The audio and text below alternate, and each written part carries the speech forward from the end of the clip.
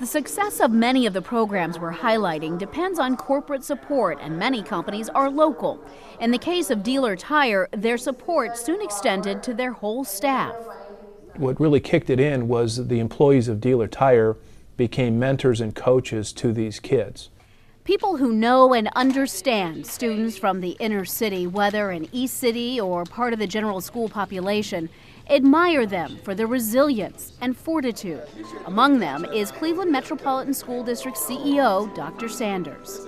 I meet those kids on a daily basis. It's exciting, it's thrilling, and candidly, it is the drive that keeps me going when I meet kids who, by any normal standard, should not be being as successful as they are.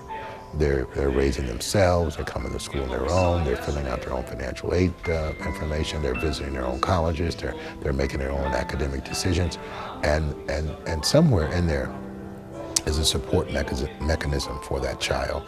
It's a teacher, it's a pastor, it's a coach, it's a corporate person who's mentoring or working with the individual. I want you here if you're not focused, but you want to be focused. That makes sense? And here's what it is. This ain't no Mr. Rogers neighborhood. This is real life. Because when you walk outside them doors, it's on. Some of y'all is in trouble. But you ain't got to stay there. You're just there for right now. When you get your chance to get out, improve yourself, you do that. I'm going to do everything I got to do to make sure y'all get to school. There you go. Not bad. Not bad. Programs we surveyed have a number of key elements that make them successful.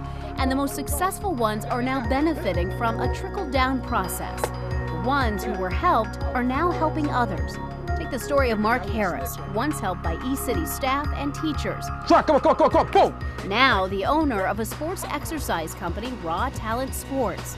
Now he helps kids who are on the precarious ledge, separating chaos and potential success in life.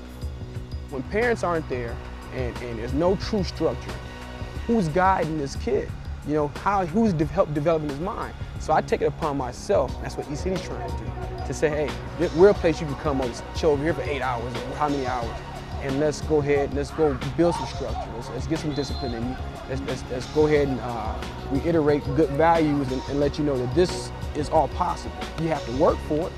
Like when I tell kids, they train here, they think they're training for their sport. I tell them all the time, this has nothing to do with your sport. The things you're gonna go through here is gonna build character, discipline. Just so happens you can play a little football. We're gonna use that to get what you want, but this is gonna teach you how to become a man, or how to become a young lady, and how to survive in this world. It's all about survival.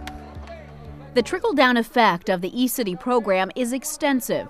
In order to keep positive role models in front of his clientele, Mark has athletes that he's trained in the past drop in to say hello. Najee just won the Orange Bowl the other day. Was it Orange Bowl? Central Fiesta Bowl. It's one of them bowls. One of the bowls I ain't never been to. Played for West Virginia, linebacker.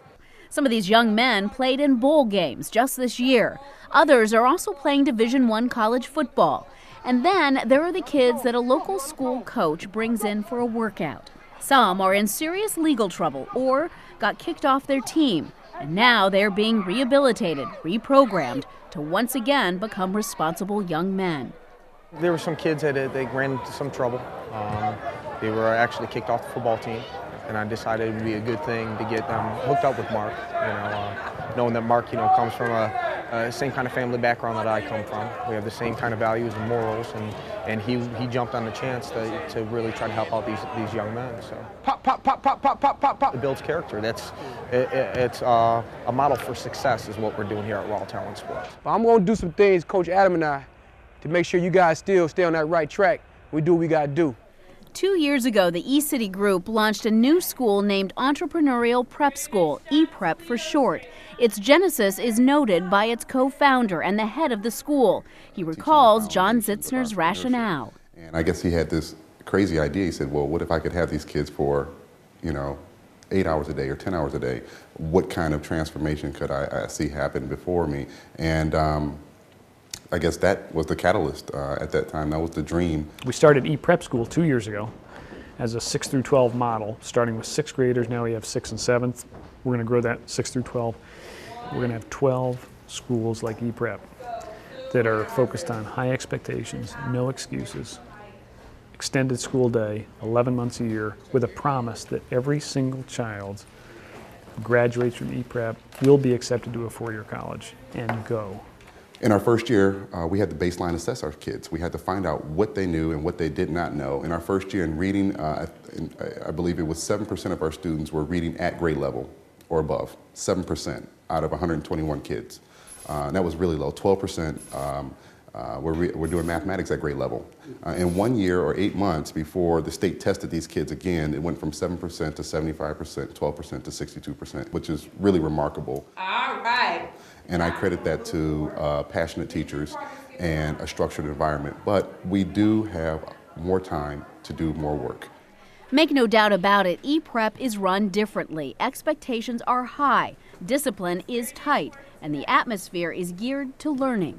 The uniforms are different, the school hours are different, the teachers are different, the expectations are higher, the academics are rigorous. And you know what? What's funny to me is that kids will try to meet those expectations if you hold them accountable. I find it heartening to notice that every single program we have examined so far exhibits real strengths. Strengths that can only mean good things for the future of Northeast Ohio. Next on Schools Out, we'll travel all over the area, highlighting some very exciting and challenging educational programs.